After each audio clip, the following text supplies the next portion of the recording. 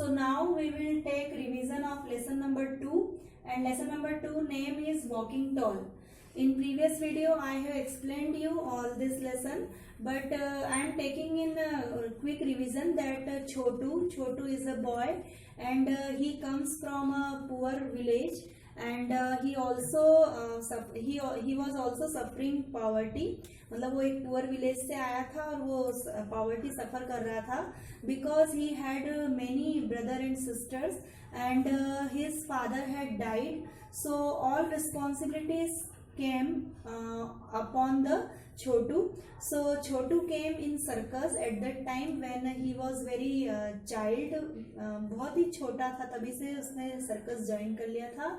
And he has family members, but after joining circus वो अपने family members, circus के जो मेम्बर्स थे, इनमेट्स थे, उन्हीं को वो अपने मेम्बर या अपने फैमिली मेम्बर मानता था. And he was very lovingly at the circus, और वो बहुत ही लविंगली बॉय था पूरे सर्कस में. वो what ever money he earned from circus he sent at home.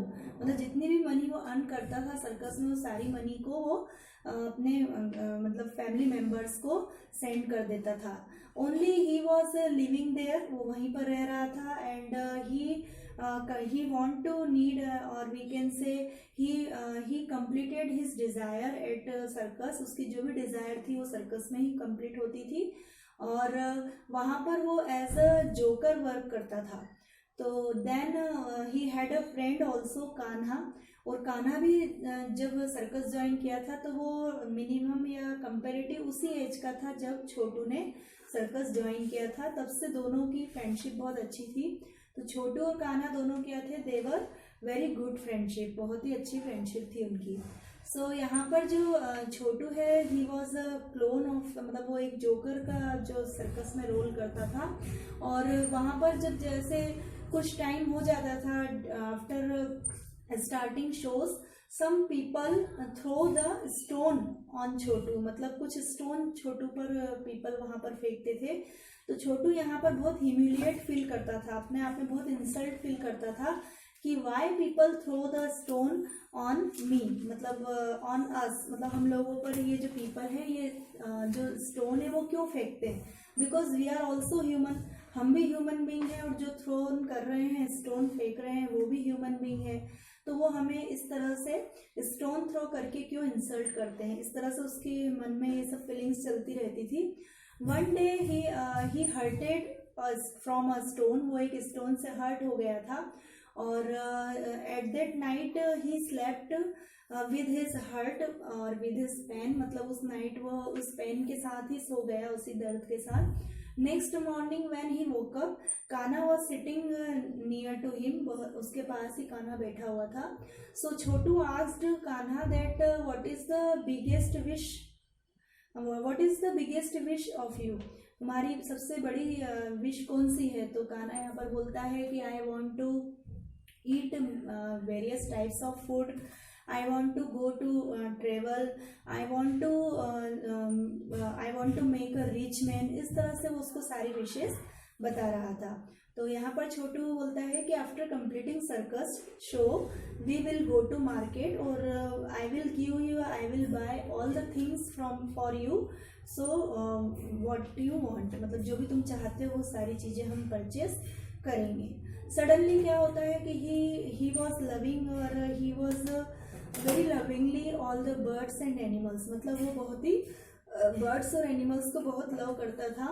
उसने क्या देखा कि जो वहाँ पर लॉयंस है, तो सर्कस में होता है ना, सारे lions one by one back बैठते जाते हैं, और फिर वो एक जो रिंग ऑफ फायर होता है उसमें से सारे लॉयन क्या करते हैं, जंप करते हैं.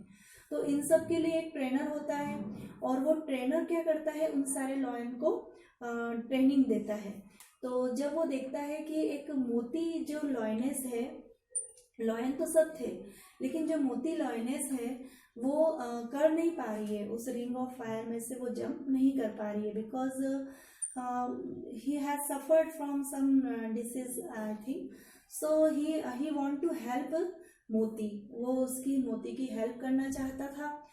सो उसने उस ट्रेनर से कहा कि I please give me the place place of Moti, मुझे मोती की प्लेस पर खड़ा कर दो, and I will jump from the ring of fire, और मैं रिंग ऑफ फायर में जंप करूँगा। सो जो ट्रेनर है वो एग्रीड हो जाता है, और उसको जो कॉस्ट्यूम्स हैं लॉयनेस के, तो वो उसको दे देता है छोटू को, और जो मोती लॉयनेस है वो थोड़ा रेस्ट कर लेती है, और ये जो छोटू है वो रिंग ऑफ फायर में से जंप करता है। तो यहाँ पर मतलब इस पूरे लेसन में वॉकिंग टॉल इसलिए बोला है कि हम लोग सर्कस देखने जाते हैं तो हमें क्या लगता है कि वो वॉकिंग टॉल है, लेकिन जो रियल है वो तो ये है कि वो भी हमारे जैसे ह्यूमन बीइंग है। हम वहाँ पर जाते हैं सिर्फ एंजॉय करने के लिए, लेकिन आप उनको इंसल्ट मत कीजिए, उनको ऐसा फील मत होने दीजिए कि they are doing some wrong work, they are doing सब mischievous work. So here the example of humanity, यहाँ पर छोटू ने एक ह्यूमैनिटी का एग्जाम्पल दिया है। So now we will start. So I have to come on comprehension part, which has given on page number 18. Comprehension part, answer the following question.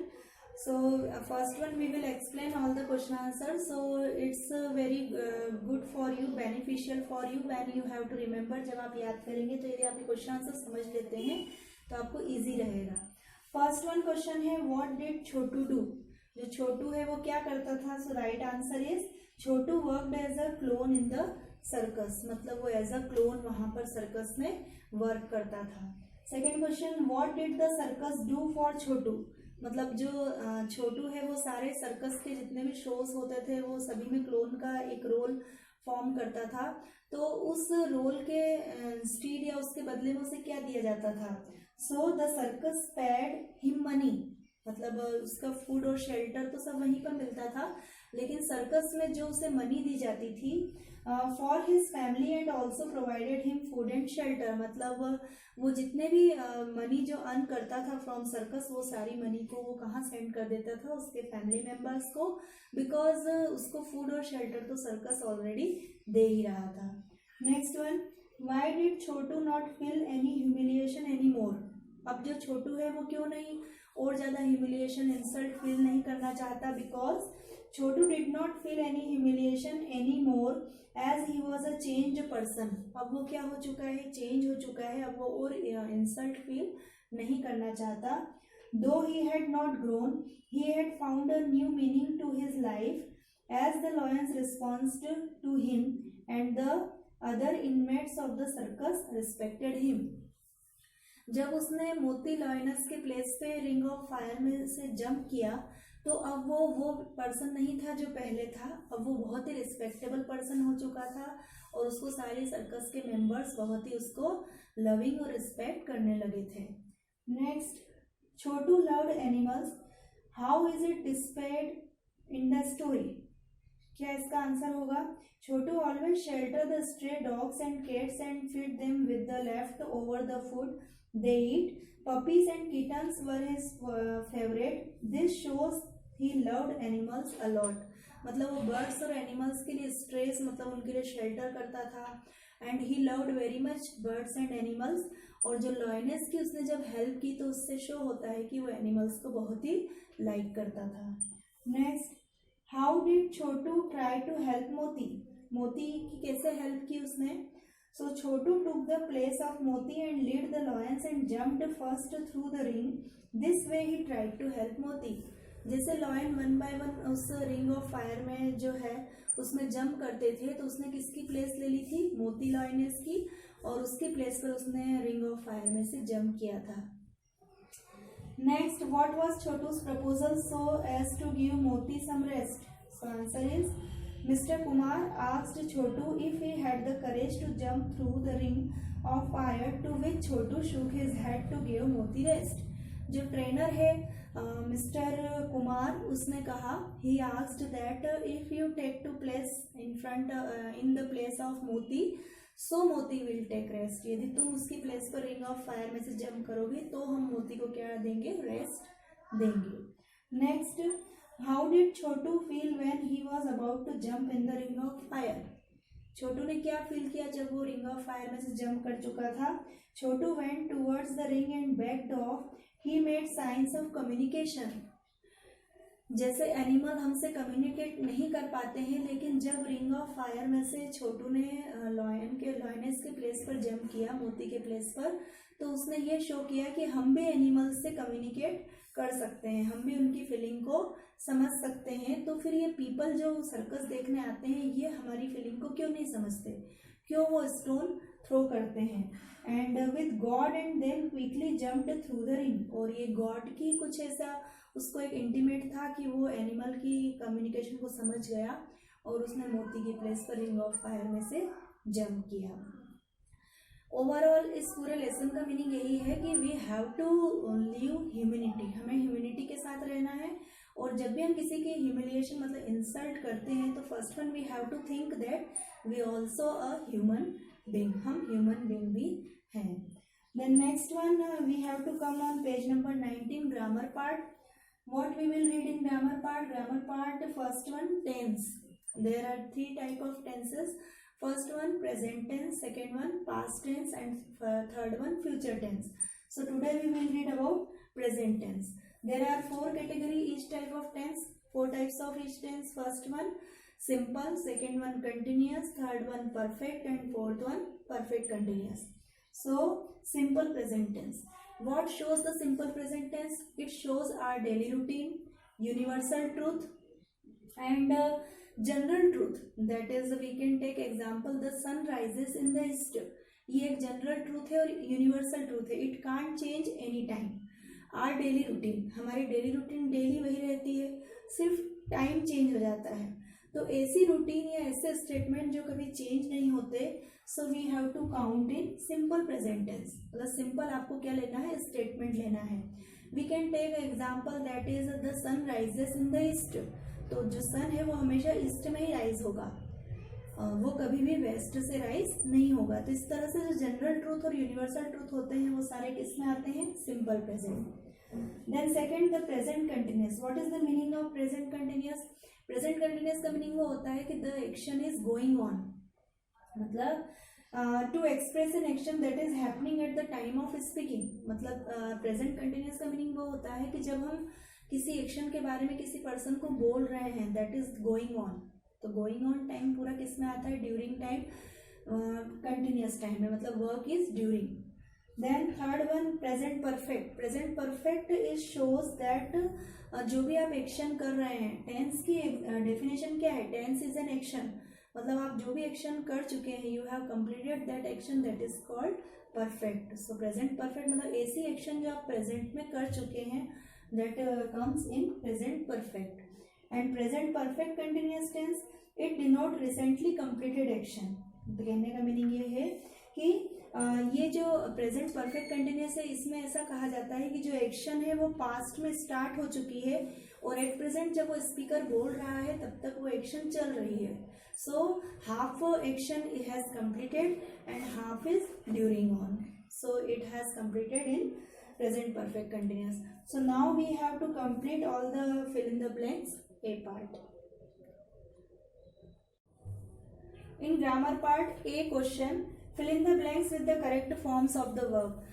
मैं first second आपको बताऊंगी, then next one, next all remaining it is your homework. So first one, Ram blank to the gym daily to workout. मतलब ये एक general statement है, general statement है मतलब ये सिंपल प्रेजेंट टेंस का एग्जांपल है। सो इसके लिए आप क्या यूज करेंगे, गो। और गो जैसे यहाँ पर आपका रूल जो क्या कहलाता है सिंपल प्रेजेंट का, कि जब भी आप सिंगुलर, यदि आपका सब्जेक्ट है तो आपको SES किसके साथ यूज करना है, एक्शन वर्ब के साथ। So Ram goes to the gym daily to workout. It is the example of simple present tense. First one, you have to identify that which tense of this sentence. Second one, Raghu, please blank check my homework, ma'am. So यहाँ पर क्या आएगा, check का check ही रहेगा, मतलब आपको blank में क्या लिखना है, check. Third one, mother blank cook my favourite dish in the kitchen now. So ये ड्यूरिंग टाइम की एक्शन है, जो उसकी मदर है वो क्या कर रही है, किचन में कुक कर रही है, तो mother is singular, so you have to use helping verb is. और ये किसका एग्जांपल है, present continuous, so you have to use is cooking. And now remaining all it is your homework. B point circle the present tense, आपको जितनी भी इसमें action words दिख रही हैं उन पर आपको क्या करना है, सर्कल करना है। First one, John hits the ball over the fence, यहाँ पर आप किस पर सर्कल करेंगे, हिट्स पर। Second sentence, Sherry runs to first base, तो आप किस पर सर्कल करेंगे, रन्स पर।